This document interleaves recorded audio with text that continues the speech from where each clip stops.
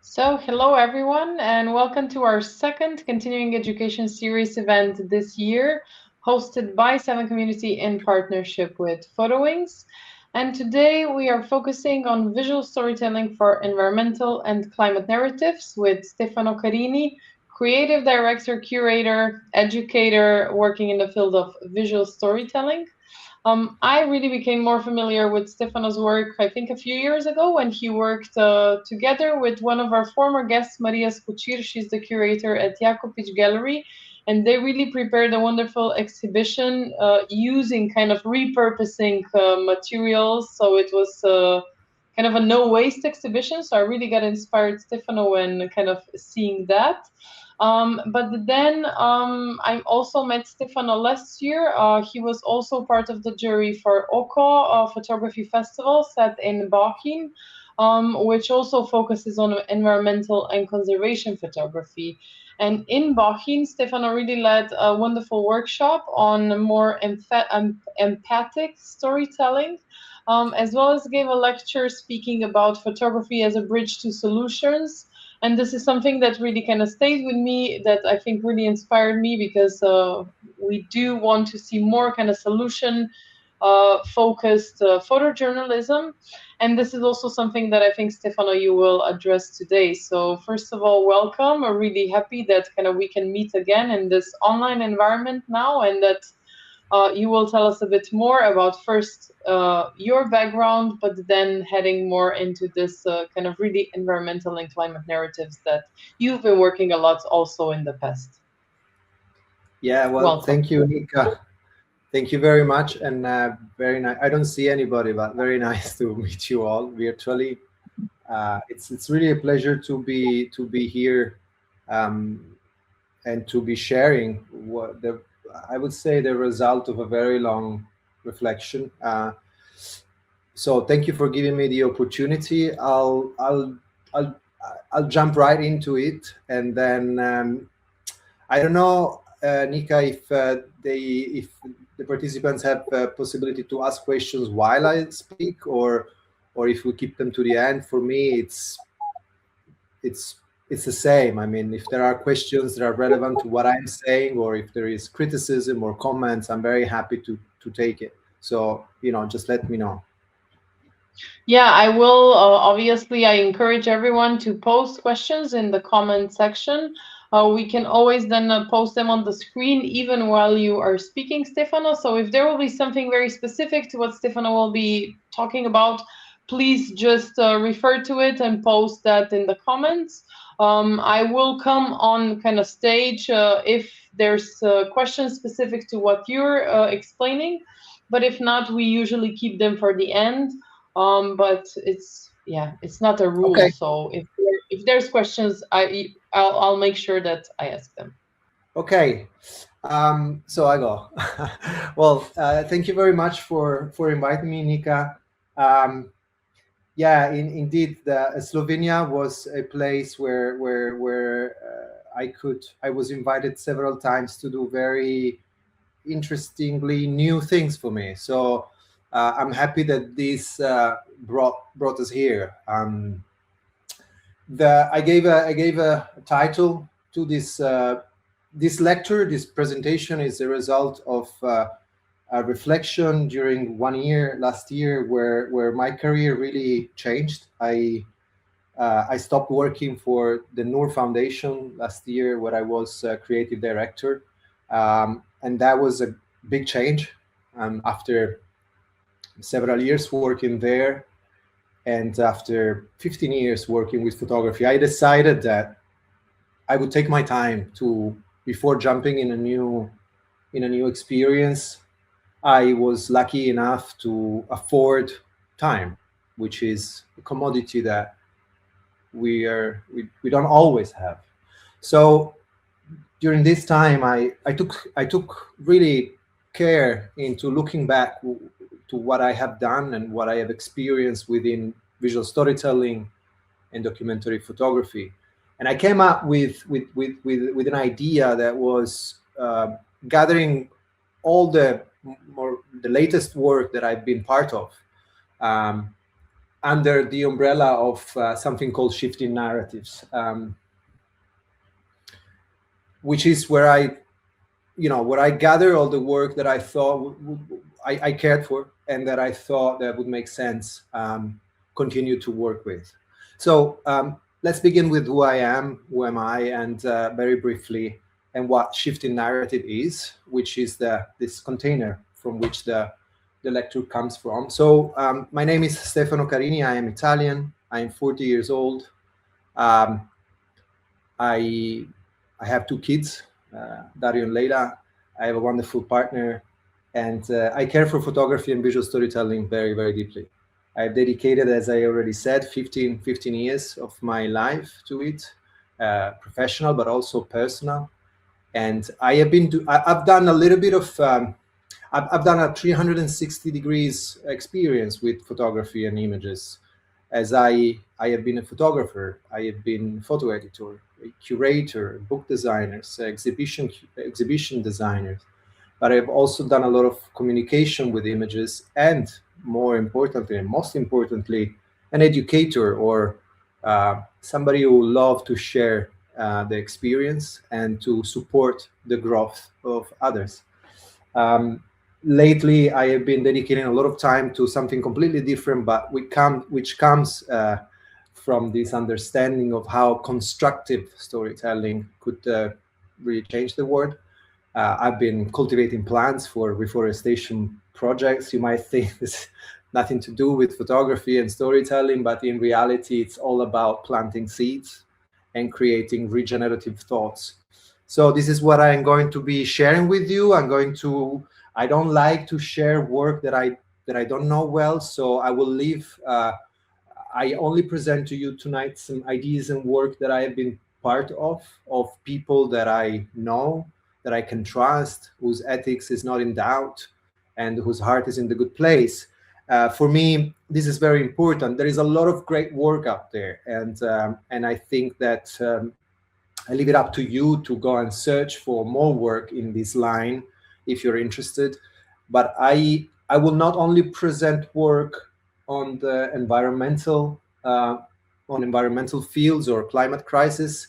I will be sharing a little bit of the work that I think is inspiring and in line with this thought, with this idea that storytelling should be constructive and not too dramatic and not catastrophic.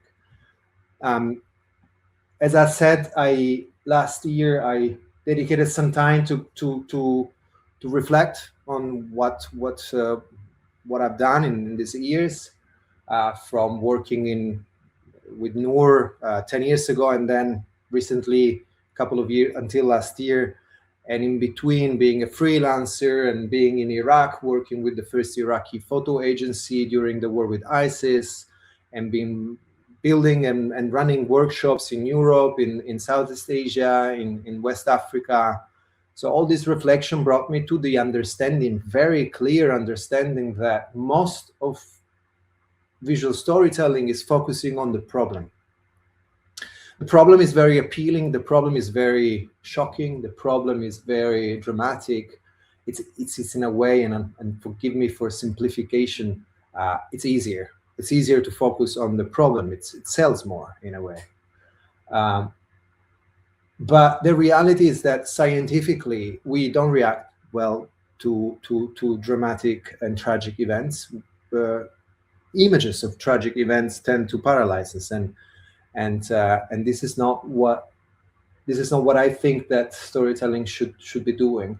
I believe the storytelling should move us into action, and to do that, to focus on solutions, and not a word I am very fan of, but to focus on constructive paths forward is what I believe we should do. So I decided to gather all the work of about 12 photographers and storytellers I know from different parts of the world, from South America to the Far East, people I've met personally and whose work I've studied or participated to, under the umbrella of Shifting Narratives, which is nothing else but a network. It's a small network, very loose, where we share ideals and ideas, and We have a manifesto, which I'm sharing here. You will be able to read it in the presentation once it is uploaded.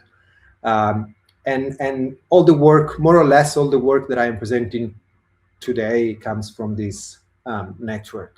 So another important thing is what do we mean with constructive storytelling? And there is a definition that I think could work for today, which is, to me, is an approach to visual storytelling that reveals pathways forward, foregrounding agency, solutions, and the possibility of change. We ask a question, which is, what can be done and by whom? So to give you a further example, very, very simple, very without going into details, but just to understand that I'm not talking of positive stories. I'm talking of alternative. So here is a confrontation with two methods, with a more traditional approach to news and storytelling, which is, if we're talking about deforestation, there is a way to show deforestation and how ugly it looks and tell us everything that is bad about it. We depend on trees for almost everything, from the air we breathe, the water we drink, and the food we eat. So to show us the destruction of deforestation, which somewhere in the world is increasing, somewhere else in the world is decreasing, following capitalism rules, that is paralyzing. It's terrifying, actually, and paralyzing. Does not move us into action very, very, very strongly.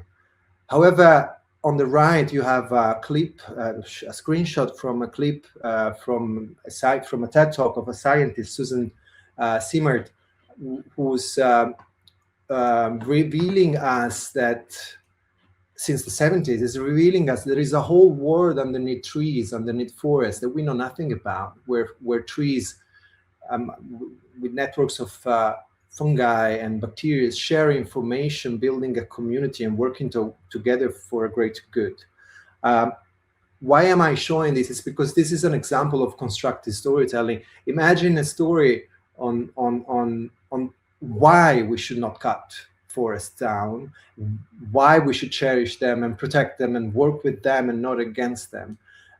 Scientifically based on research. A photo story on this would be far more inspiring than knowing more and more in detail how deforestation looked like. So here is where I think the shift in the narratives is needed. And this could be applied to any subject in the world.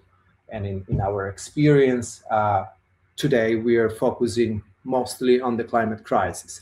So just a small uplifting data is that from the observatory of Mauna Loa in Hawaii, today the part per million of CO2, of carbon dioxide, our great enemy at the moment, is 429.35, which is 2 points more than exactly last year. This is doomed to increase, and it's a great problem because among with other gases, as we all know, it's creating a filter that does not allow heat to leave our planet, which is making it increasingly hot. This is very bad news, but at the same time, it's good news that we can now know exactly what to do to reduce it. And of course, this is not in our hands only, as you know, it's an effort that should be directed by a collective approach and by union, and we're far from there. However, we are here because I believe we all here believe that visual storytelling and photography could play a role in it, and I still believe that. I still believe that images could help us understand better and could help us build community, and that's why I am presenting these today. I strongly believe in this. So they're not 10, sorry, there's a small mistake here, but I drafted 11 principles of how we can use storytelling to do active positive change, and I'll just read them and then I'll go example by example through it, and there you go. So we have principle number 1, which is basic but still important to me, which is break the silence. Obviously, if nobody's speaking about it, there are usually 2 reasons: too few know or too few care. Either way, it's reason enough to investigate, learn, listen, and tell, which is our role. Principle number 2, one of my favorite, which is proximity. I've learned this very hard when I was in Iraq, working with Iraqi photographers. Know it, feel it, live it, breathe it, become it. Without physical, emotional, and cultural proximity, instilling radical empathy is impossible. And with radical empathy, I mean that our images as our storytelling should help others to empathize with those who are in the story, to make that gap between us and the others smaller, because in the end, it's nothing but us. Principle number 3 and number 4 are together. Independence do not depend on funder, institutions, or approval. Independence is the prerequisite for meaningful work to emerge. While principle number 4, perseverance. If you follow the first 3 principles, you won't hear many yeses. That's when to remember never to give up. Perseverance is essential for real change. Principle number 5, diversity. Whether in a banana plantation, a culture of supremacy, or a unilateral worldview, monocultures endanger the biodiversity of being, seeing, and thinking. Our work is to create space of ecosystems of life and thought, where perspective, variety, and differences are foundational. Principle number 6, which spans from this, spurs from diversity, is the concept of community. Storytelling, art, and activism never solo acts. They demand listening, dialogue, and alliances. Change emerges when creativity becomes a shared space connecting communities. Principle number 7 is the core of all of them. Bear in mind these principles, which I built together, put together, are intertwined, and they're often, you often are all together. So constructive approach. Our storytelling must be constructive. To inspire action, people need hope and possibility, not paralysis from endless tragedy. Principle number 8, regeneration of thoughts. Storytelling should not only reveal what is broken, but help repair it. Each creative act can become a gesture of renewal of soils, relations, and imaginations. Our work is to transform awareness into care and care into restoration. Principle number 9, reciprocity and care.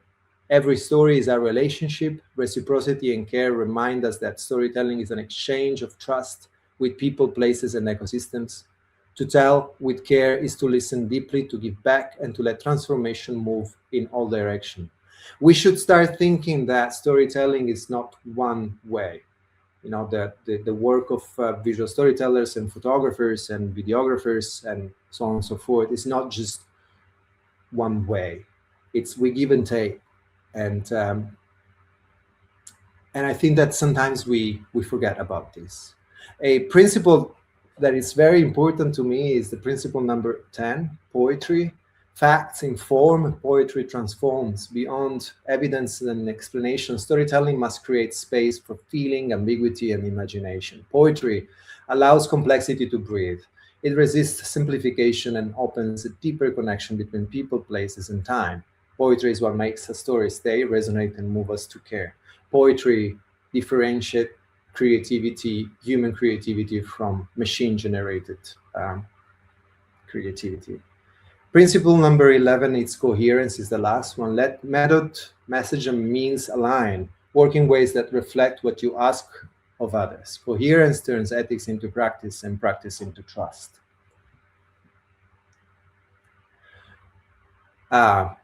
This is a bridge from a project I became acquaintance while working on the selection of work for the Bohème Festival, from Alex Kemen, a Dutch photographer who worked on the green corridors for biodiversity, for animals to travel safely in Europe. And I thought it was a meaningful image while talking about building bridges. So principle number 1, breaking the silence. I thought that I would tell you a little bit of where I come from within photography, presenting you a little bit of the work of Over My Eyes. All this work is available online if you're interested in finding it. So Over My Eyes was an exhibition that we built in 2017 with the Center for Contemporary Art in Prague. I was 2014. I moved to Iraq to work with Metrography, which was the first Iraqi photo agency at the time. I was tired of looking at the world always from one perspective only, ours. And I met Kamaran Najem in Amsterdam. I was working with Noor Images as a photo editor, and I was learning very much from some of the greatest photographers alive. And at the same time, while I was learning how to do the job, what worked and what didn't work, I was also noticing that we were looking from one perspective only. So meeting Kamaran, who was a Kurdish photojournalist and a great person, he invited me to visit his agency in Suleimania, the Kurdistan region of Iraq. And I thought, okay, what a great coincidence. I was really thinking about how I can, how I can see what other cultures are doing with photography. And so I went to a country that was at peace. There was no war. And it lasted very shortly, because 1 month after my arrival, the ISIS cut through the whole country, conquering hundreds of kilometers of territory and sending more than 3 million people into looking for refuge or shelter elsewhere. So a great crisis emerged, a war that lasted a couple of years. And Kamaran was one of the victims very early on. So I stayed to work with the photographers which were dedicated to tell the story of Iraq. And my question was, what do we know about this country, right? We know, this is what we know about Iraq. We know war, conflict. We know, this is what, at the time, doing a Google image research with Iraq as a keyword, you would find 99% of the images were about war. And I thought, how is it possible to know this country only about true images of war, and mainly Western-made images of war? And I thought it wasn't possible. So during the war with ISIS, we still worked on the work that the photographers were building in their own time for years, in some cases, and we presented it in a European Center for Contemporary Art.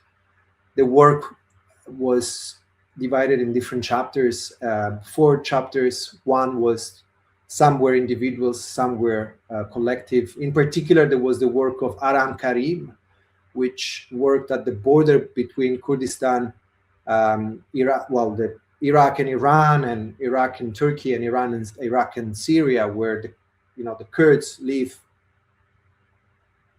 above the borders. And this was a 6 years work of something that was absolutely not reachable for anybody else but him, because he was born in this region. So it brought us an understanding of this place that nobody could have. And without going into too much details of each project, what we did with the Over My Eyes was, despite the fact that the country was at war, we presented daily life, we presented the Iraqi people through different perspectives, including an archive from the 1970s to the 1990s that was never presented before, only and solely from Iraqi photographers, Kurdish Iraqi photographers, I have to say, because those were the people I knew and I could work with. The photographers were all present at the exhibition, and some of them used that moment to seek for asylum in Europe, and they still are living in Europe.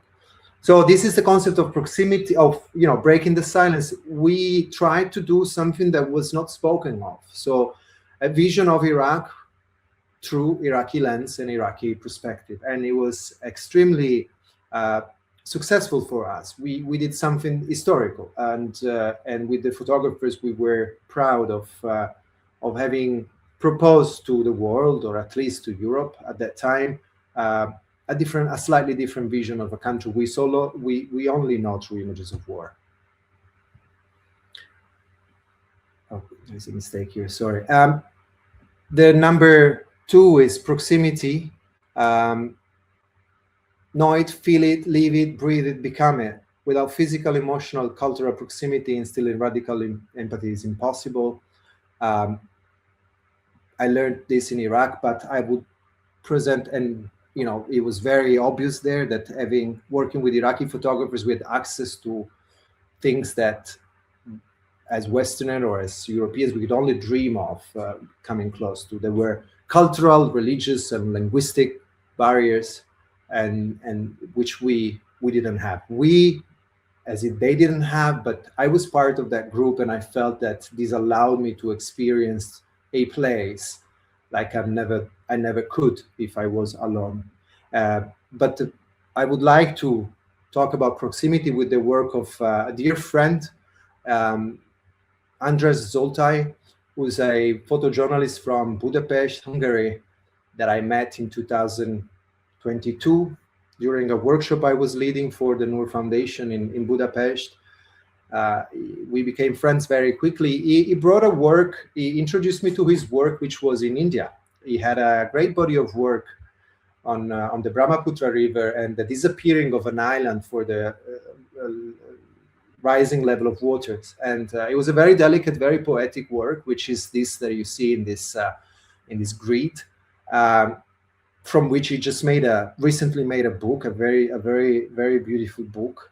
And I wanted to challenge him. I was like, how about, why don't you keep this relationship with water and work closer to home? Why don't you, all this experience done so far away, where you had to spend a lot of time entering the culture and the society that you want to explore. Why don't you focus home? This was a year 2022 with 23 with some of the greatest droughts in Europe, for the greatest drought for I don't know how many hundreds of years. So Hungary, being a water-rich country, was very hardly hit by the drought. So I encouraged him to pursue that, and he did. I don't know if he listened to me or if he already wanted to do this, but he worked home, and he relentlessly went to photograph drought and floods and the life of people that depended on land in the Great Plains of central Hungary. And his work became a war about his own life, his own people, the places where he grew up. He went back to the place where he grew up because he discovered, I believe, he discovered the fact that it was a story about himself as well. It was about his own childhood, growing up in a place where they often went to the river for bathing and for a weekend out. So this is what I mean with proximity. The work could add layers after layers if it's about something that a side of you really care, you really know, and in your cells, in your DNA, perhaps for generations. And bear in mind, I believe that it is important to go and find out things that are far away and we don't know of. However, proximity, even then, is fundamental to create meaningful work. I invite you to seek for András Zoltai's work, Blue Memoir, which was then later granted a grant by the National Geographic Society and provided him with a series of awards that allowed him to continue to work. I think is in the process of publishing it and editing, so good luck to him. It's all film, medium format, very slow process, walking and meeting people. So I believe this is a great example of what constructive storytelling could be. The story is not about lack of water or excess of water, it's relationship with water. And here is a fundamental point. Let's work more on relationships, less on subjects. It's our relationship to the people that we meet, to the story that we encounter. So this is a strong suggestion. Let's work more on relationships.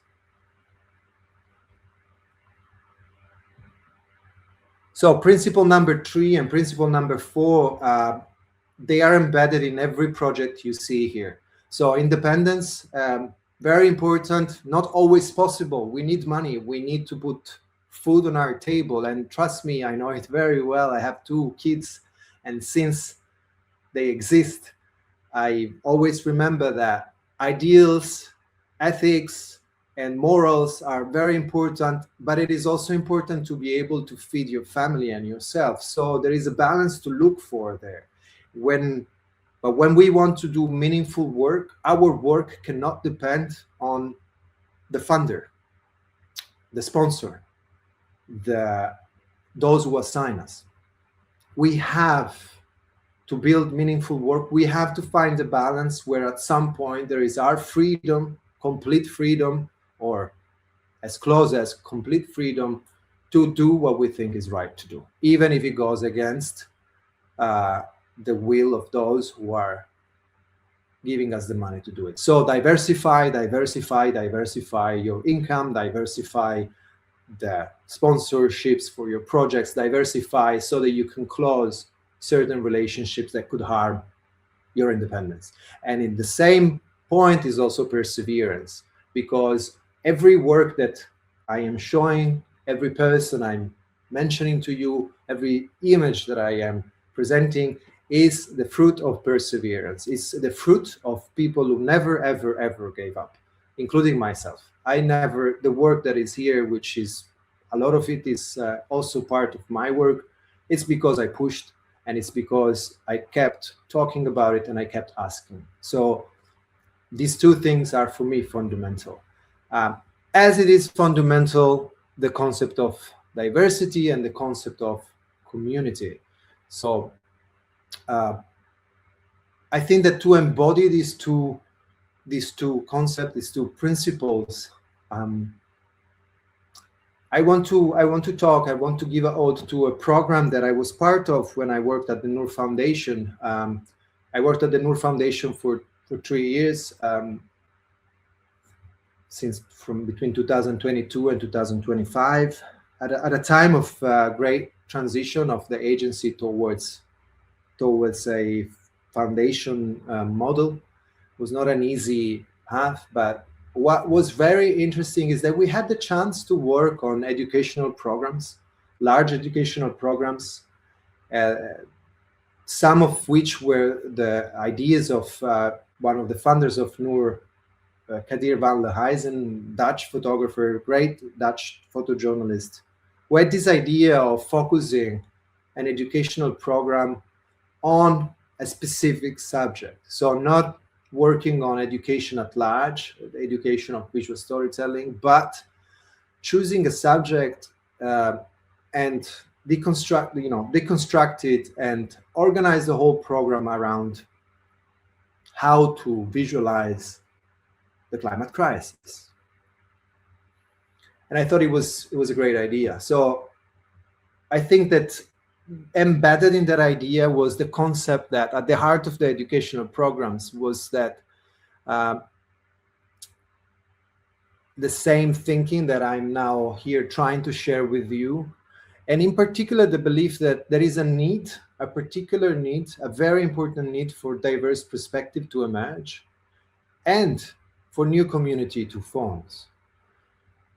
So the educational programs which we built and which we promoted and which we coordinated with Noor, and I'm talking in particular about 4 programs that I was part of,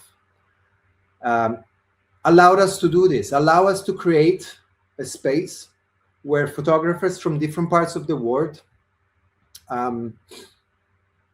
places where access to visual storytelling, to visual education is perhaps less accessible, less easy than Europe or the US and this part of the world, to create a space and a time, because these were 6 to 9 months program dedicated to small groups of people.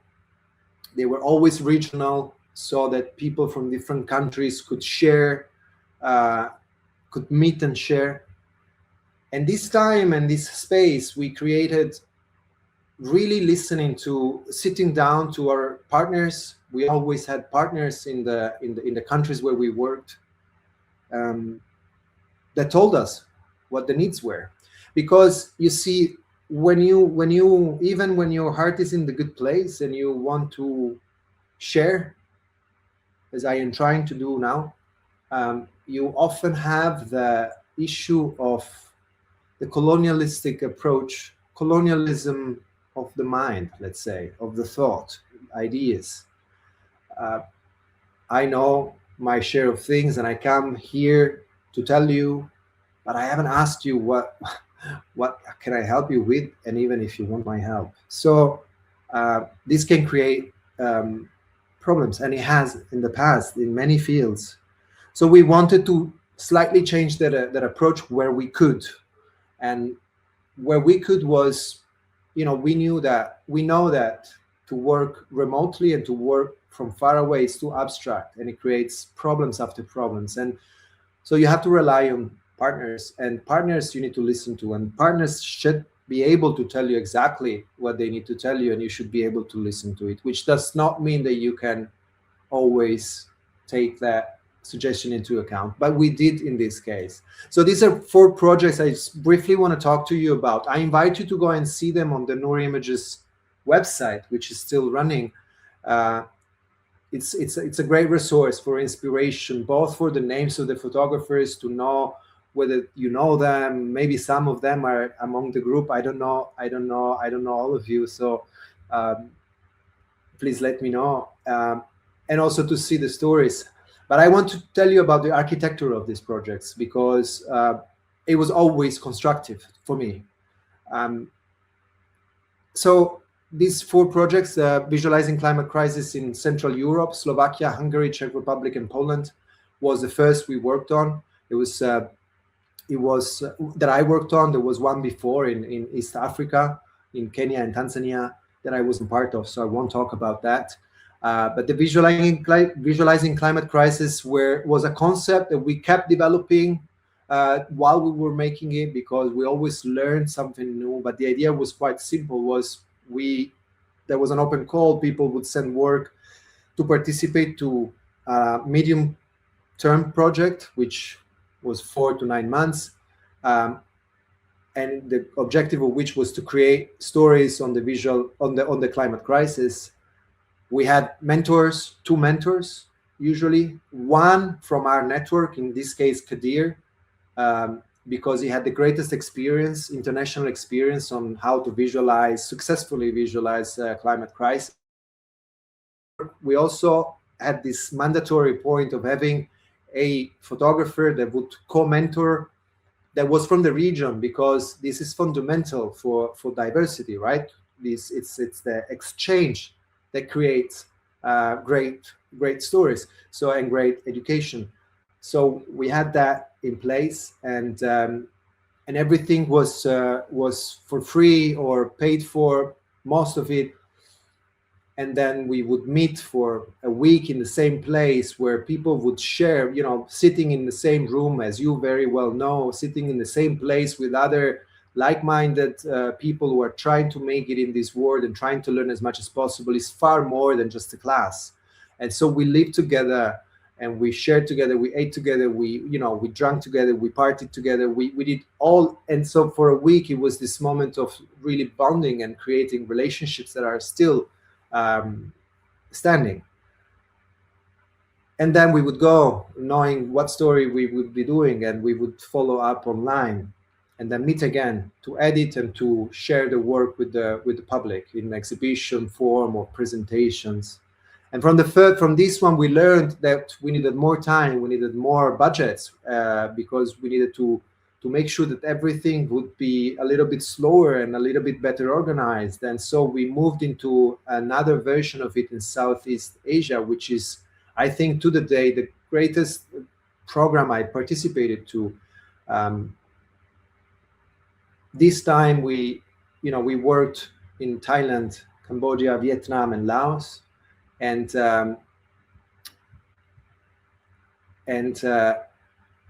there were 12 participants.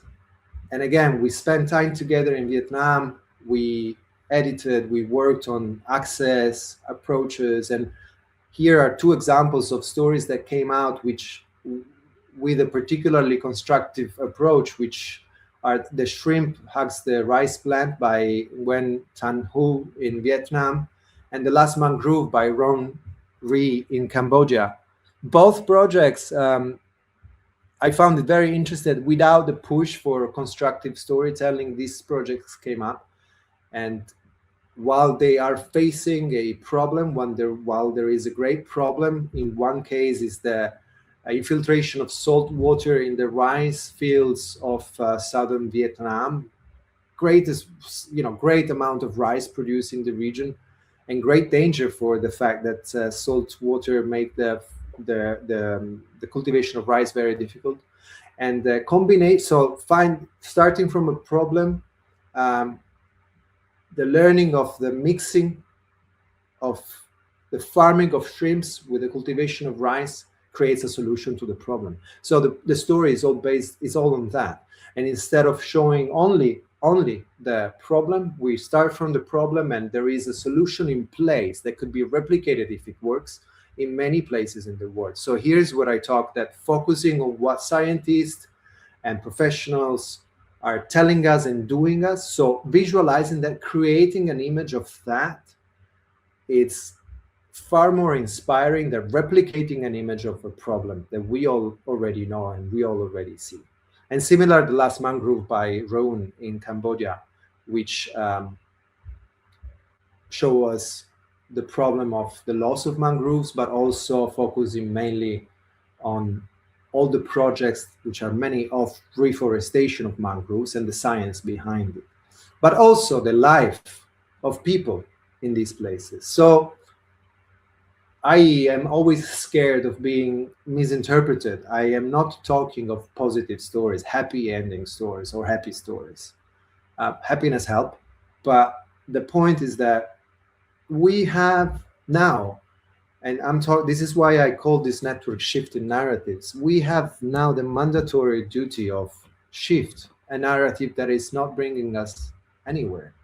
So constructive is the word that I found, even though maybe not that beautiful, because it's towards the future, it's towards looking forward. I have something to look forward to. I want to move. I want to move forward. I don't want something and someone to hold me back anymore. And so I think that images and storytelling has a lot to do with that, being held back. So we have to get rid of that approach, even though maybe it's easier, or somebody tell us is paying more or is getting published more. So number 7, we are slowly going towards the end. I hope I'm not boring you, and I hope that you have comments and questions and criticism. I'm very happy to be having a conversation, but here is where really constructive becomes exemplified by the work of very dedicated person I've met at a festival in Tangier, well, earlier in Arles, but then later better in Tangier. Marussia Mbaye, who, I don't know if she's here, but I know that she was in the community. And, like, I spent a lot of time talking to Marussia, and this is a project that was part of, was the consequence of her participating to a workshop with Noor in the cocoa producing community of Côte d'Ivoire. Marussia is half French and Senegalese, and international person, now recently resettled in Morocco, if I am correct.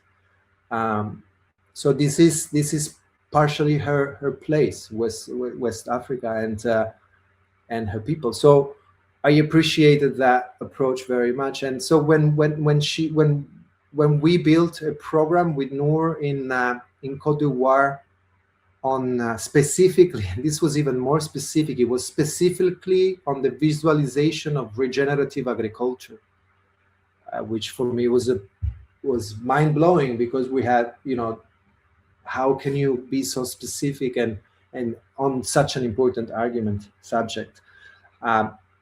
And we had a grant that we could give out to people, to a photographer, to produce a body of work on this subject that was never done before by us and in the region. So we had an open call, and Marussia participated, and she got selected with her idea, which was to focus on communities that are actually working on within regenerative approaches in Western Africa. And they're doing it independently, without much coordination, and without any imposition from outside. So this is a young generation of people, a young generation of farmers, which has understood the value, gotten back to the value of the connection with nature and working with nature instead of against it. And it's photographed in a very aesthetic way, with portraits, but also with daily life and their work, and showing how the farm works, and why it's done in a certain way other than in traditional way. So cocoa is a huge business in the world, mainly to satisfy it's a commodity, and it's the ultimate result is chocolate. We are greatest consumer of chocolate in Europe and in the US, and we hardly know how this is made, and we hardly know how it looks like. How does cocoa look like? And we hardly know that it's disappearing. That the cultivation of cocoa is one of the greatest source of deforestation in certain parts of the world, including Vietnam and South America and Western Africa. Western Africa and Ivory Coast, Côte d'Ivoire, being the greatest producer of cocoa in the world. So we're talking of a great industry which is facing a great threat of disappearing, and thousands of people, if not tens of thousands of people, losing their jobs and their livelihoods. And here we are looking at solutions, and how there is a very practical solution, very workable solution, which is to convert our agriculture from traditional and hence chemically enhanced agriculture to a regenerative approach, which is working with the land, covering the land, working with the association of plants and natural remedies to fungi, to malignant fungi and diseases. And it's not impossible, and there are people, there are communities in the world that are doing it. There are genius that we know nothing about, like Ambroise, a man that I have never met. I only spoke to on the phone while Marussia was working on this story, who is this farmer who was an encyclopedia, as Marussia put it, of knowledge of regenerative agriculture. And so we've been discussing for the longest time, how can we produce work that could become a manual, not only a great photo project, but a manual of regenerative agriculture for communities that are maybe not aware of the possibility. Regenerative agriculture is an effort at the beginning to convert, but then it's proven that it increases the yields of any product. So it's actually a better version of agriculture.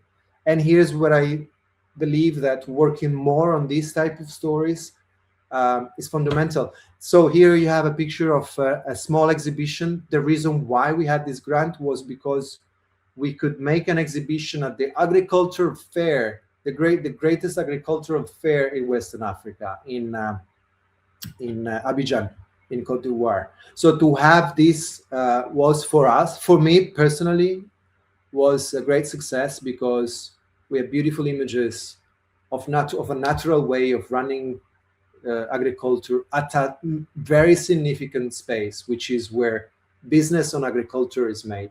And when I say business, is mainly chemical and machines.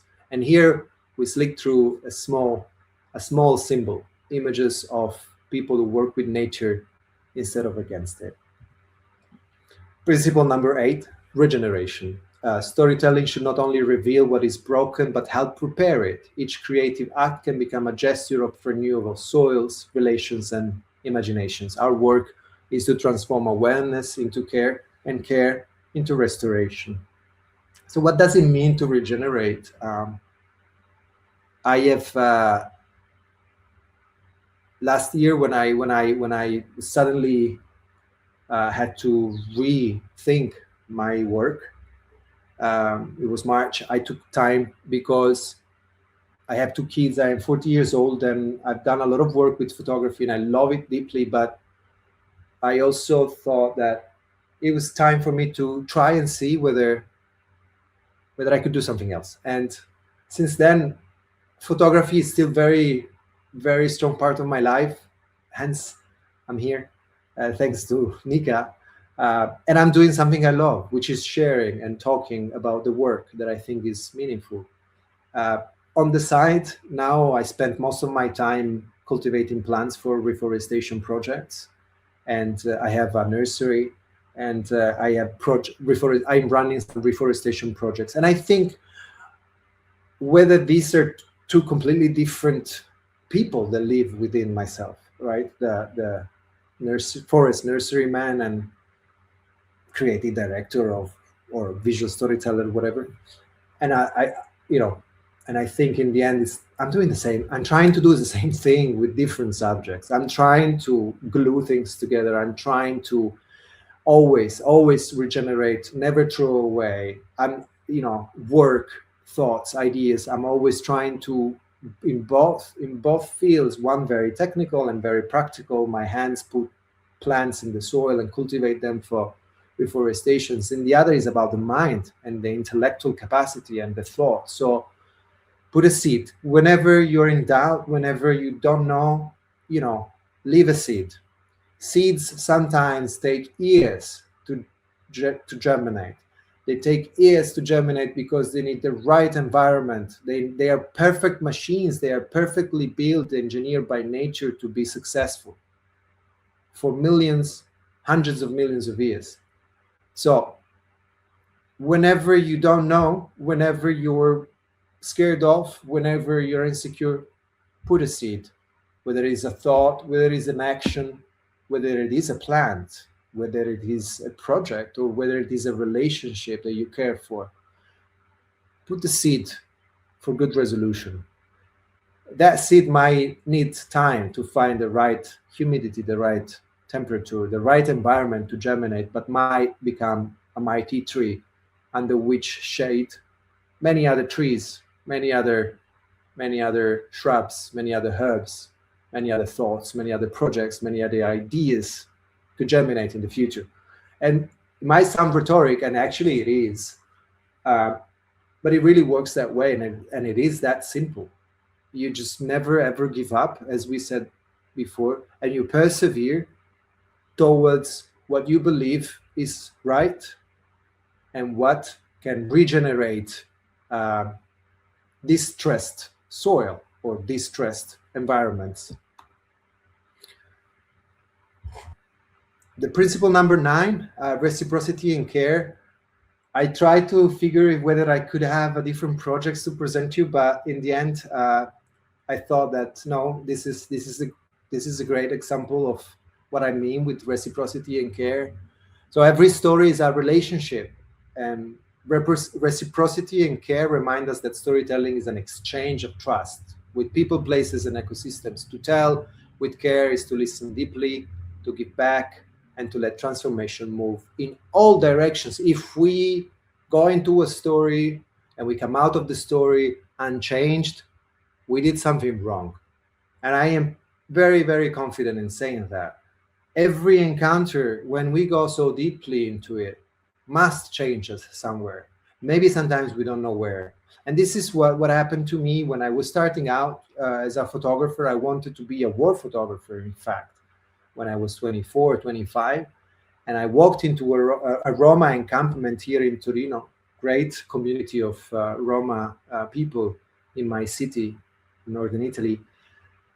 And I had in mind the work of great photographers like Pellegrin, Paolo Pellegrin, or Joseph Kudelka, and others, and I had that in mind because often we copy, often we need to start somewhere. And so I entered these camps, and I very quickly found out that I didn't want to reproduce the same imagery we had of these places. I wanted to go a little bit beyond. I wanted to add to the story. I wanted to add to the narrative. I didn't want to shift it. I didn't want to change it. I wanted to add. And so I entered the houses, the barracks where Roma where the Roma people lived in this encampment, and I was welcomed by many of them, and in particular one, the grandmother of this girl here in this picture. This is a picture from 15 years ago. And it's a moment, you know, I was shooting black and white and film, and I brought the pictures to her. Sabrina was 7 years old at that time. She was born in a Roma encampment. She was born in the barrack where we met. And she looked at my pictures and she's like, they're very sad. I don't like them. And I was taken aback. I said, what do you mean? They're bad in my picture. But I had to listen to her, and I thought, okay, so would you like to help me make them better? And she did. And so we started a collaboration. I'm going to go quickly on this, but we started a collaboration that lasted about 4 years, wherein I learned that as a 25 years old Italian man, grew up in a residential area of outskirts of Torino, from two parents, loving parents, were doctors with that privilege. How was I supposed to be able to tell the story of a 7-year-old Roma girl who was born into an encampment on the outskirts of the same city? And I thought that I shouldn't have to do that. It's not my role. That was a mistake to think like that. I thought for a long time, I need to tell this story. I need to tell this story. But then I thought, like, I can't tell this story. I'm too far. It's too difficult. I mean, it's not something I'm supposed to be doing. She should tell her story. She can tell her story, or we can work on something else. We can work on a collaborative story. So it became the story of our relationships, and here's where reciprocity and care. I care deeply for these people, not for the community at large. Obviously, I cared as a human being, but for these people, I developed care. I developed, an affection. I was welcomed. I helped them. They welcomed me in their houses at strange times of the day, like 5 a.m, because I wanted to get close to moments that I could recognize, like going to school, getting ready for school, waking up. The context was very different, but at the end, those moments, those tiny moments are the same in every house, and almost every house. And so all the differences that I could focus on became less interesting than the things that were the same. If I could focus on the relationship of a grandmother to her granddaughter, because she was abandoned by her mother, I could see there's something that was familiar to me, more familiar than how it looked outside of the shack where they lived, of the dirt, of the danger, of the, And so this was very clear. It's a choice. It was a choice. It was not an easy choice, and made the work much slower and longer and more complex and multi-layered and wonderful to me. So reciprocity and care is fundamental to add emotion to the work, to add something that resonates when people look at the images and read text. They go home with something that moved them. And without that, our work is useless. And I'm not saying that we have to do this. I mean, I don't think this work is particularly good. Don't get me wrong. It's more about what it did to me and what it did to them at that time, and what it did to the people that could listen to me presenting this work in the many occasions that I had.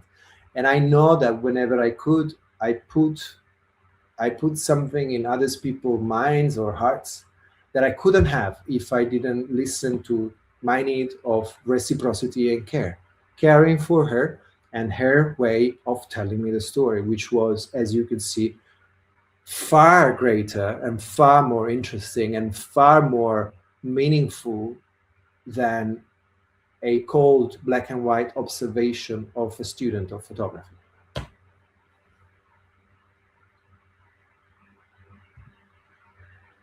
Here is one of the only references that I have of a person. I don't know personally of a work, I don't know, but it is about reciprocity and care as well. Oscar Murillo is a contemporary artist from Colombia, a great artist, very interesting, whose work I invite you to study.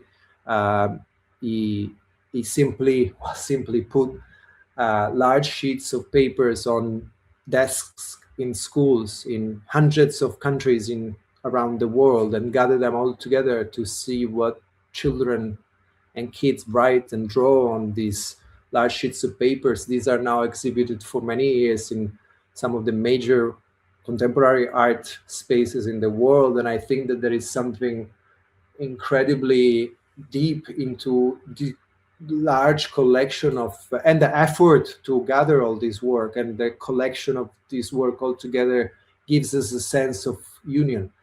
And this is what great work, deep work could do, is a sense of union, not to differentiate too much and not to bring us apart, but to bring us closer together. This is, I believe, one of our highest goals with photography and visual storytelling, is making the gap shorter. We are closer than what we think. And there is a lot around us that try to convince us of the opposite. Towards the end, I hope you can resist. It's the principle number 10, it's the principle of poetry. There are many, many examples of great work, but again, I wanted to give ode to one of the students of the workshops that I coordinated with Noor, because I found the work of Satita Taratis from Thailand. She's a great person, and calm and dedicated and open. And so she worked on a story in Thailand, in near Bangkok, of a place that is disappearing under the rising sea level. It will disappear. It's a fact. So it's a tragic, it's a dramatic, it's a tragic, it's a catastrophic story. However, I found her approach, her humble approach, to be extremely poetic first, and also not catastrophic or dramatic at all. So I wanted to share her work. I want to give ode to her work and praise it. Her new work, of which there is this grid from her Instagram account. She was studying, cultivation and agriculture and reforestation last time we spoke in the jungle, and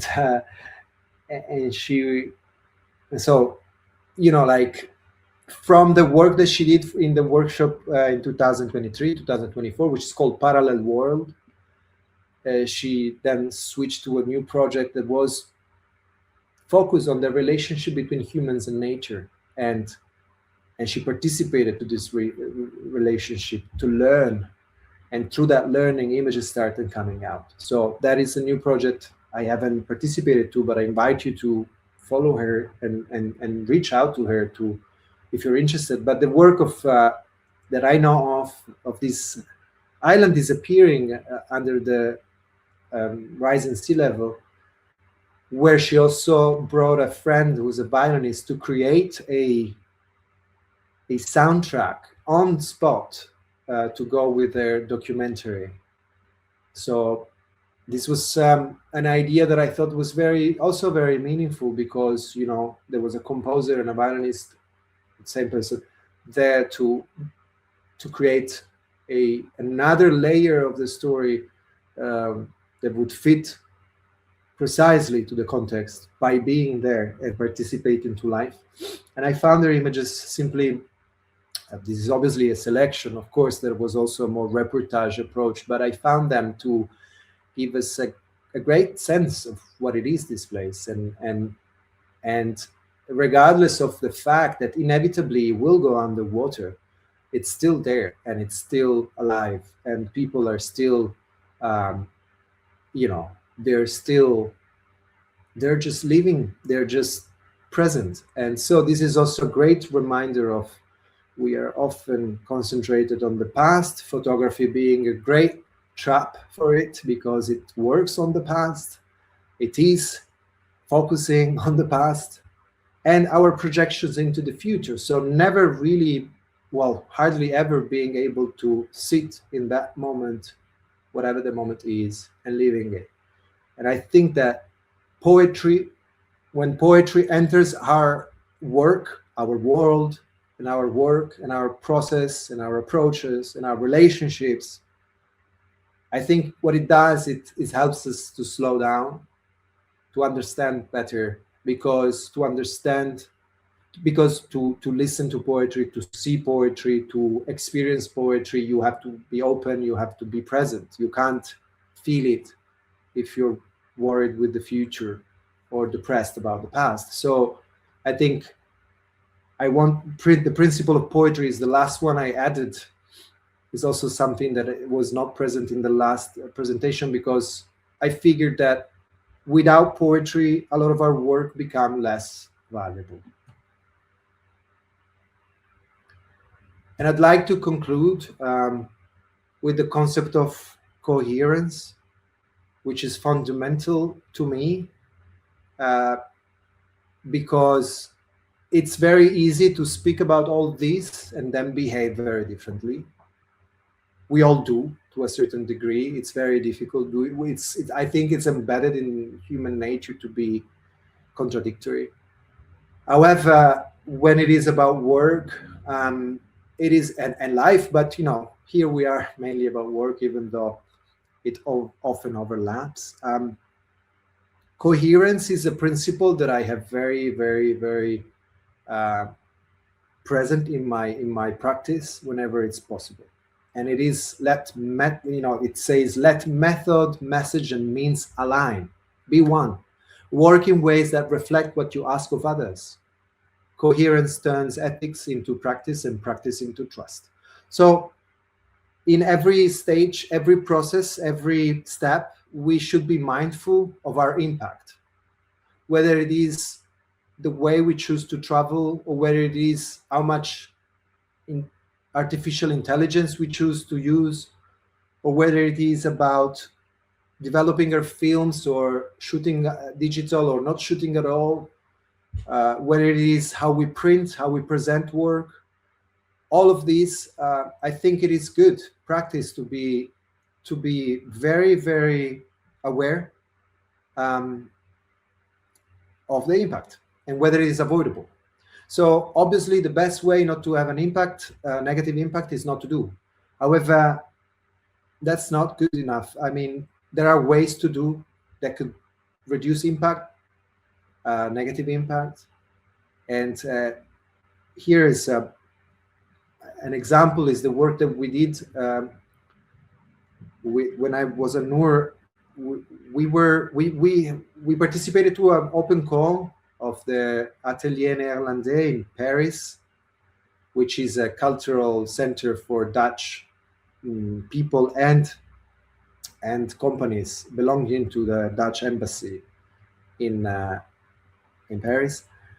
And we proposed to do an exhibition that would come entirely from the archive, where most of the work was already produced. We're talking of an archive and a storage, the NUR Images archive and storage, which had hundreds of or even thousands of images that were maybe used once for an exhibition, or maybe just prints that were like gathered all together from great photographers from about 30 years of work. So, we had that storage, and we thought, okay, well, how about we just go into the storage and with an idea, we focus on water and relationship with water, the most important resource of our time, and one that will be scarce.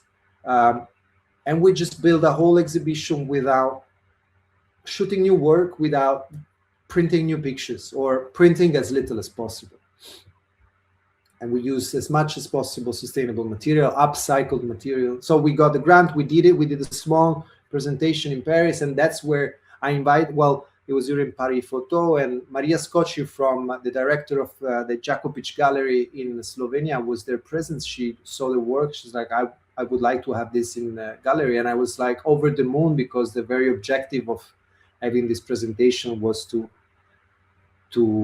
convince curators to give it a try. And so Maria and her team did a fantastic work. They took it very seriously. And while we understood that it was impossible to be 100% sustainable and upcycled for a number of reasons, we did our best to do as much as possible. So everything you see in these few images, and you can look for ripples, diaries of water. There is a list of references at the end of my presentations where you could get some, you could go to certain links in certain presentations to deepen the research if you're interested. All this work were hundreds of images that we took from the storage, and some of them were scratched, some of them were ruined, but nevertheless, altogether 120 images in one room where the paint of the walls was left over in the storage of the museum, where every panels were previous panels that we repurposed, where the invitations to the exhibition was made with mushed up papers from previous exhibition, invitations, where almost everywhere we gather nets, like from fishermen to create the curtains of certain rooms. We used sails from sailing boats to print new images that we didn't have even wanted to have, or when we had to really produce images because we really wanted a bridge between others, we printed on paper that was acid-free and inks that were biodegradable. So there was a great effort, mainly. Whether we succeeded on being entirely sustainable or not, this was not our goal. Our goal was to question the practice of exhibition making and to see if we could reduce our impact somewhere, and if we could talk about it, and if the show could still be great. And the show was great, was incredibly varied and diversified. There were images from 20 years from all over the world, divided in chapters on our relationship with water, and the content was altogether gathered from different contexts and different stories. So it was not made for this purpose, and this was a great plus, because it was a curating effort to put it all together, and it really worked. So I think that coherence is always to have in mind especially when we're working on the climate crisis. We're facing a crisis which is happening already. I mean, the results of which, the consequences of which are very visible, very present. It will impact our lives in our lifetime. It will impact the way that we live. It will impact, we don't know the extent, but it will impact our children's life. It will change it greatly. And so I think that it deserves our attention. It deserves time. It deserves efforts. It deserves reflection. And I think that I developed these principles and this lecture and these thoughts because I think the photography and in general images could really, really help understand different ways, and can inspire. And I think that I speak from experience to know of something that you didn't know and that it's positive could have incredible impact on somebody who's looking for that and not finding it. So if we manage to produce a little bit more hope and a little bit less doom, we're not lying. We are looking at it from a different perspective, which is towards a resilience, resolution, solution towards the future, towards, okay, there is this problem, but there is also many things that are being done and understood to sort the problem out. So we can start with that. And I thank you very much. I hope that you're still awake and you're still there. And so if you have questions or comments or critiques, I'm very happy to have a conversation. Thank you so much, Stefano. I just want to say to everyone that if anyone prefers to have a question asking live, I just shared a link with you that allows you to join us on stage. So I could also add you to the kind of this recording. But yeah, we had our alumni thanking you, obviously, Stefano, for Damilola Bancola was saying thank you so much for sharing so mindfully and insightfully, Stefano. And then Sara from Mexico said, gracias, this has been such a beautiful talk. And I think a lot of us really share these principles, not just when working, but I think also in life. And that's what I think, yeah, it makes it even more interesting just to reinforce how to kind of act, not just as a person working, but also towards other human beings and how to kind of overcome things and how to work with others and just be with other people. So I think it's been really, really wonderful to listen to you again. Thank you, Nika.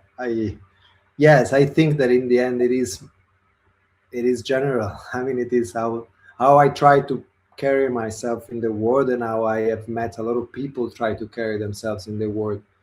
My stress is more about like work can have that phase too, can really mm, reflect that approach, and I see it unfortunately too little still. So hence my push.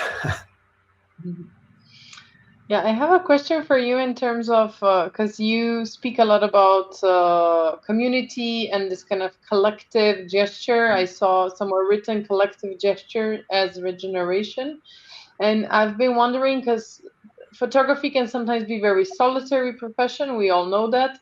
And I'm just wondering, do you have any advice for photographers how to work more collectively or how to kind of connect more to either each other or to people from other kind of fields to create perhaps more powerful stories, let's say. Well, that is a very important point. I reflected a lot on these words and the abuse of these words, community and blah blah blah. Um, it's not that easy, right? We're living in a world that is very individualistic, and so it's a revolutionary act to work collectively, to share. So um, it really is. It really is becoming revolutionary to be like, no, I work with you. We share resources. Resources are scarce, right? So I think one of the issue with that is budgets, money, um, and that I don't have the answer to that. I do think that I've seen work increasing, improving, becoming far better when people sit down and talk and share and show. So I've seen examples of people that after the programs they became friends. They share a WhatsApp group and share opportunities or work. Sometimes they happen to work together. Maybe one become the assistant of the other and vice versa, which is great. It's not enough, but it's great. I've seen examples of people who just meet sometimes to share work, right? To present work, and the work progresses much faster because you open up, you listen, and the others are trying to help you out. They're not trying to push you down. Um, so I'd say sharing. I mean, I think that you with Seven at the building of this community and all the efforts that is made to open up opportunities and share and connect. I think that's great. That is really great. That is something that we looked at when I was thinking of how to cherish the people that we encounter in the programs. I looked at Seven as like this community concept and the inside concept and all this participation of different voices. I think that's very important. On a more day-to-day base, I think that to connect with like-minded people and reaching out, often we are solitary because we're busy. Time is not something that we can afford often, and sometimes it's just receiving an email from somebody who's seen your work and is like, can we talk? I have questions. I'm doing this similar. I think that is a step that is often um, difficult to make somehow, but then when it's done, it's like it's wonderful because you become friend, or at least like you start communicating, and you never know. I really advise to just reach out to people that you'd like to know from the other side of the world. Maybe maybe what was her name, Sara from Mexico. I don't know. I take her because I saw her name. As there is somebody who's doing similar work in Japan, and it's just really struggling to discuss because she's alone. And I think that your community facilitate this, and we need to take it into our own practices, like just to see, okay, who's doing this? Oh, that person, let me talk to them. Because often the other one also wants to talk to somebody who's facing the same issues, the same problems. So and has maybe a solution to some of them. Maybe it started something that is going well for them. I think don't be shy. Don't be shy. Don't be scared of somebody stealing your idea. Collaborate. It's not. We're not even like it's nonsense to protect it, to create, to do it alone, because no, I think sharing. If somebody else had the same idea, great. It means you're not crazy, and maybe you have you start collaboration and competition, which is how plants in a forest work more or less, and create stability. That creates stability, and it creates an environment where everybody thrives, not only one. So the natural world teaches us a little bit how communities work. And so if we look carefully at the natural world, there are different ways that we can copy, that we can learn from.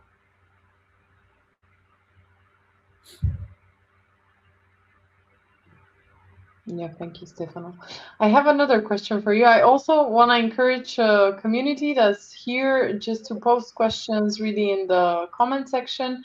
If you really want to come to speak to us, just join through the link I shared a few moments ago. Yes, please do. That's why Stefano is here, and I always really encourage you to use the time that we have with our speakers to ask questions. But yeah, I have another one that I think I've been thinking about since, well, for quite a while, but this perseverance that you mentioned is essential for real change, but we know a lot of people are struggling with no funding, with harder conditions, with, well, really difficulties. So yeah, what do you advise in that case? How to just kind of push through, how to, when moments are really difficult, how to still continue, like just continue working on it? Well, I'll say something weird. Stop. Sometimes take a step back, focus on commercial work. Really, commercial work that is easier in a way for you, like emotionally or whatever. Find alternatives. Diversify your income. So photography is in danger of disappearing in a way as we know it. So there is no shame. There is nothing wrong in finding an alternative way that is less demanding, or that is easier, that is necessity, and that allows you to have time to reflect. And because if I said push, yes, but there is time to push and there is time to pull, right? There is time to wait. So when everything seems to be shutting down, perhaps it is shutting down, but this is not the right time. So I use the metaphor for the seeds, it's not the right environment for them to germinate. So put it aside for a little while, because that does two very good things. It creates a little bit of distance between you and your work, which is fundamental to be more objective and more realistic about it. And that's number one. Number two, it gives you the time to focus on your actual need, which is perhaps money or income or whatever. I mean, our projects as documentary photographers, author, independent creators, it's one thing that is very important to protect. It's another thing, the fact that we need to pay the bills. The two things are not necessarily connected all the time. In an ideal world, we would be always happy at work and we would be paid very well to do exactly what we want. But that ideal world does not exist for a few reasons. One of which is that it's not really like that. It doesn't work like that. And it's the struggles and the challenges and the difficulties that often creates meaning in a work. So I'd say separate whenever you can. My therapist advised me to separate vocation and desire. Desire being my own work, vocation being what comes easy and what there is need of. So I would give the same advice. I would give that it's like pushing towards the closed door does not make it open. It's pushing, constantly pushing where it needs to be pushed, that at some point give you something back. So take a break from it, put it aside, focus on something else, work on multiple things at the same time, some of which are not involving you too much, but they're just ways to bring in time and money or resources to then focus on your own work. I think it's, again, rhetoric, but it is really, sometimes it's difficult. It's not that easy to remember. The two things are separated, and the more you diversify your income and your network as well, the more possibilities and opportunities you will have. So it's a matter of time as well.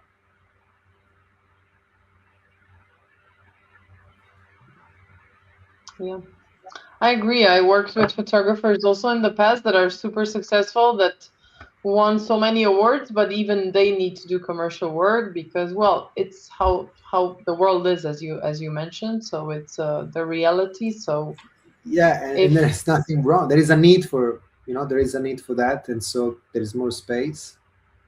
And while in a real need, meaning that there is a demand, not need, a demand for that, and for many other things that are possible to do. So the diversification of income for a photographer, for a storyteller, for a journalist, or for an author, I think is very important, because it allows you to struggle a bit less and then to focus more. So yeah, alternative ways of paying bills, for example, and then meet people, go to conferences, go to symposiums, go to universities, go to lectures, study, educate yourself in the fields that touch your subjects, because that's where people want you to produce it. So don't only look within the photography or art industry, because it's hyper saturated. So we are all asking to the same people, and then we get sad when we don't get an answer. But there is only enough people that will be successful within a small niche. So diversify that too. Go to fairs, festivals, things that have nothing to do with photography, but touch somewhere the subjects and the communities that you are focusing on, because that's where really it's easier to find. Maybe you are the only one asking for something to the people who really want to see that something. So it's not that easy, but it is definitely creating more opportunities. And I've seen it. I see it almost daily. Like, this is not, we don't really think about that. All right, now we have 3 questions incoming, so I think people were just typing quite a bit. I gave great answers then. I'm joking. But Carolina, I'll just post a question here on the screen as well. Is first thanking you for the incredible presentation, and asking what's the name of the photographer who did the poetry presentation of the project. I've been working at the Foundry.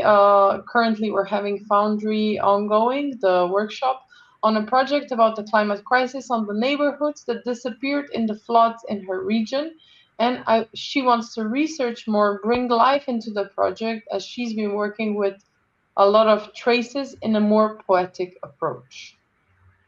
Well, the name is Satita Taratis. I don't know if I can write somewhere. Yeah, definitely in the comments. So you have on top right. Is it here? No. No, this was a private chat, but I will put it in the comments. No, it's okay. I think I found this. here? Yes. Yes. Satita Taratis, and you can find her on Instagram. You could reach out. She's super sweet. Her English is not great, but she has a way of communicating that do not need language. And I praise your idea. Uh, Sorry, I didn't have. I mean, I had plenty of time, but I didn't dedicate enough time to the development of the poetry principle, which is really really important because it gives us a whole different understanding, a whole different, it's not understanding, a whole different feeling. But really we really feel poetry, we don't need to understand. So I think it's great that you want to go that way. And I think Satita is and she doesn't know I'm presenting that in that way, but I think she should be happy to assist if she can, and otherwise good luck.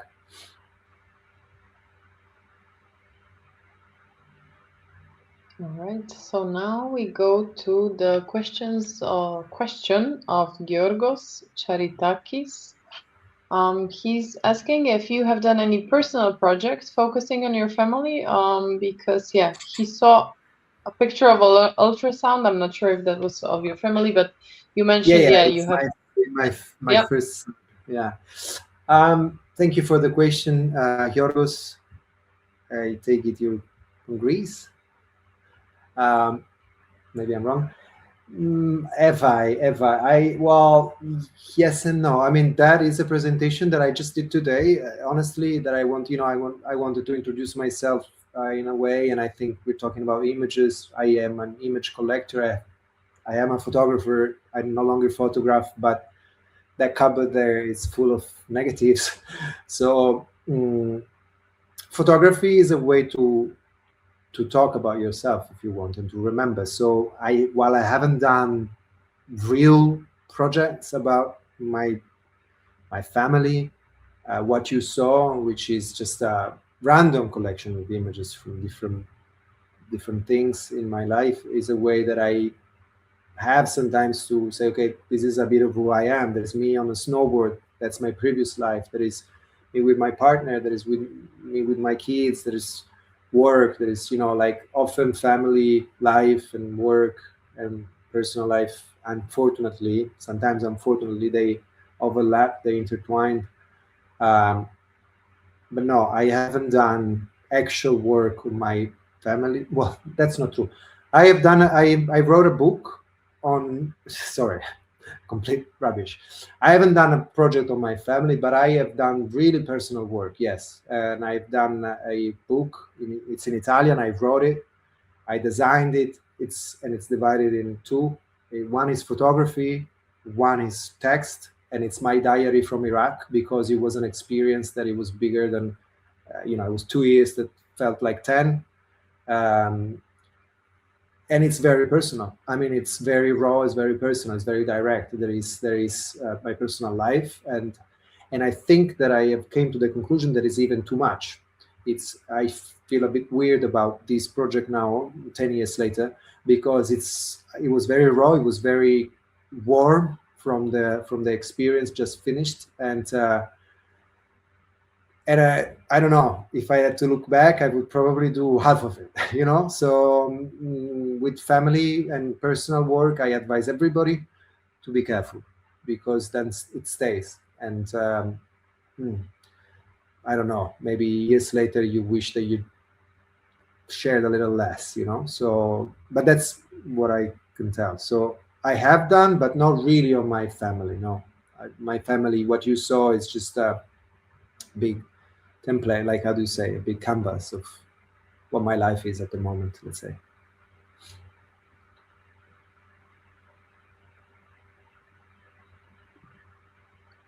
And now we have a question from Alessandro Stefanelli. Alessandro, perhaps you'll just have to add some additional notes on what the project is about. But Alessandro is saying, thank you, Stefano, for the seed you planted in our minds during this presentation. Regarding collective approaches, diversifying and also moving away from extractive old school colonialist methods, I've begun working on a long-term cross-border environmental investigation with journalists from different countries each bringing different knowledge and expertise. The focus is also on impact dissemination and giving back. I would love to hear your thoughts on it. Can join live because, yeah, he's somewhere else. So. Okay, sorry. Cross-border environmental investigation with journalists from different countries, each bringing different knowledge and expertise. The focus is also on impact dissemination, giving back. I'd love to hear your thoughts on it. Can't join live because I am in. Okay. Well, thank you, Alessandro. I think, as Nika said, I guess I should know a little bit more. This is a lot, cross-border environmental investigation, depending on where you are, could be extremely dangerous. So I'd like to know more about that. Focuses on impact, dissemination, and giving back. I think these three words are often overused, and there is a need for you and for all of us to really define what we mean. Impact for where? That your work would generate, that the subject is generating on the people that you're working with. Like impact is complex and very difficult to we talked, you and I, Nika, about impact, if I remember correctly, in Bohin. Impact is very difficult to quantify. I mean, either you have very clear methods of understanding your impact, or it's always like a guess. So while I can't tell you anything about impact because I would need to know everything about the project, and I don't think we have right now the possibilities. Dissemination and giving back, yeah, again, give back to who? To the communities that you're touching. You maybe then it's a moment where you ask them. For example, we wanted to enter in, we wanted to open up our open call to communities in Côte d'Ivoire, and we use websites, and we were advised not to do that, but to use WhatsApp. So, because this is a way of communicating that reaches far more people, and it's more readable and all of that. So when it's about giving back, I think that it is really important to understand who you want to give back to, and then you need to be ready to enter a conversation where the idea of giving back is given by the people who need to receive it, because you can't give to somebody who needs knives with a hammer. So if they tell you, great, we would like to read this in this language on this paper, and then you don't want to do that, you're not ready to do that, then you're not giving back meaningfully. So it's a conversation. I advise a conversation when it's about giving back, and also always confront, discuss this with your collaborators, because they might not want to be part of the giving back to their own communities for a number of reasons. So it's a bit, it's always more delicate than what it looks like. But I think I praise the approach, right? You want to focusing on impact dissemination and giving back more than other things. So it's a lot of reflection and discussion with the people who need to receive it, I think, more than you and the people who are supporting it. It's more who needs to receive it, in your opinion, and how they want to receive it. Then, it's a mix of things, because it's not only, you have the expertise of the storytellers, so you have to use it, I think. I would advise, Alessandro, if you can join the workshop that we are doing next month with Stefano. I'm just going to post a link here in the comments now. And I'll also share my screen. I just said in the beginning of this session we had with Stefano, I forgot how to do all technical things being away from computer for a few days. So let's see if you can now see my screen. Yes, you can. So if you head to the community part of the website, first you will have to log in as always, but you will see our events, and then head to the last event, which is on the 15th of April. and it's you will see more details about the workshop that Stefano will have on April 15th. We usually have around 4 to 6 spots for our community to apply for the workshop, and just head down to see the requirements, so what is needed to submit. Stefano said you need to submit a selection of 20 images, then a drafted idea for the presentation of the work in a specific context. So perhaps Stefano, maybe you can tell a bit more about what all can this be. And then you should also submit a biography or a CV. And then it's just something about submission format, because sometimes it happens that you send very big files and you send them with expiration links. So just make sure that you kind of follow this guidelines.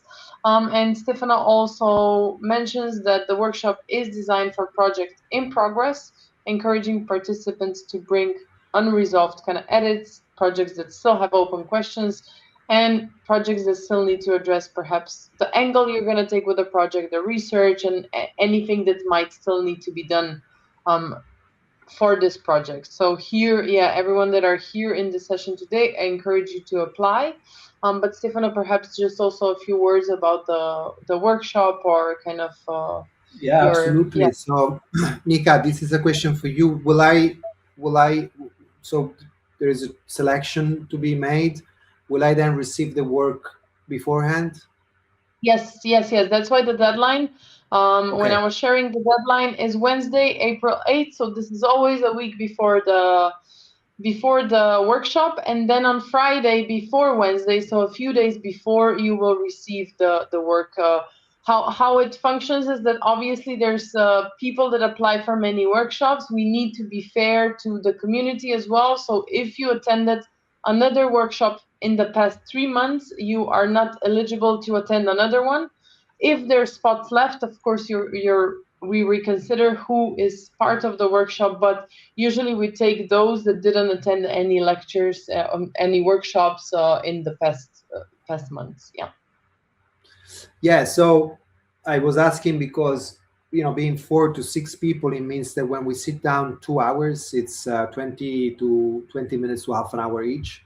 So that's not a lot.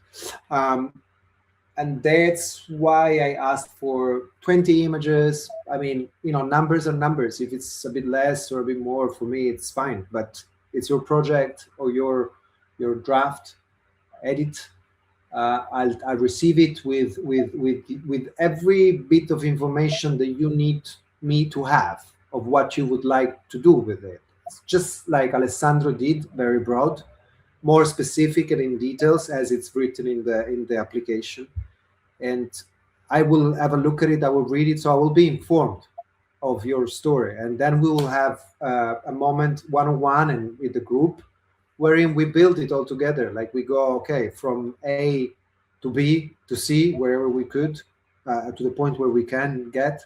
And I think it works very, very well where you have a very clear question, not a very clear idea, but a very clear question, how to do this, because that gives me a hint of where I could help you go, where I could bring the work together with you. I've done this many, many times, but time is time. Well, time is relative, right? So it's not about having too little time. It's about how we use it. So it's not about this is great, that is great, that is great. I don't really care about that. I won't spend time about each image, but it's more about you have a project that needs to have an impact. You're struggling with understanding how to reach that impact. Impact is defined. It has to be seen by X people in this context and sustainably, whatever. Remember the 11 principles I just presented. So this is how I work.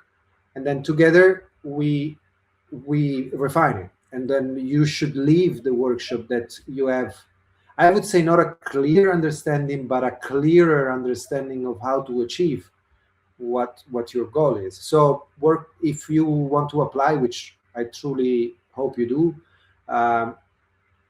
just reflect on the fact that it's not about having limited time, but that time could only serve certain things, not all, not everything. We can't edit hundreds of pictures, but we can see a different edit. We can see more images if that's the goal. We can talk about supports, how to share the work, how to present it, how to improve it, how to go back in the fields and make it what you really want, because at the moment it is not. How to go from tragic to constructive, if that's the case. How to work on alternatives, and so on and so forth. Just have in mind a question for yourself that you want help in answering, and I think that that's the best way to work together on that 2 hours. Yeah, the clearer you are, the easier will be to kind of find answers, I think. So I'll just encourage you again to, if you have one last question for Stefano, please add it in the comments. And if there's no questions, Stefano, I would really kind of thank you for just responding to this request for the lecture, for sharing these principles with us, and to kind of encourage us to work a bit differently. I love your title, Shifting Narratives. It's really how to just drift away of what we're seeing daily probably, and just go a bit deeper, as well as a bit work more together, not only among each other, but with scientists, with communities, with so many layers of what we can kind of people that we can reach out to. So I think that's what inspires me a lot about your kind of project as well, about how you work, and I hope we can all kind of really learn a lot from what you just shared with us. I think people seeing from our community, people have been really inspired and really appreciate you sharing so mindfully, as someone said in the comments. Well, thank you, Nika, for inviting me, for giving me this opportunity to refine that lecture and to give it a different shape in a way. I hope that I hope to have time in the workshop with some of the people from the community. I am always open to discuss and talk. So I encourage, as I said several times, I encourage those who want to reach out. I might not be immediately answering, but you can certainly ask, and I will find the time to get back to you if I can help. And otherwise, thank you very much for having me here and listening to me, and good luck with work to you, Nika, and to all of you out there. Take care and stay safe. It's very important. And have a great evening.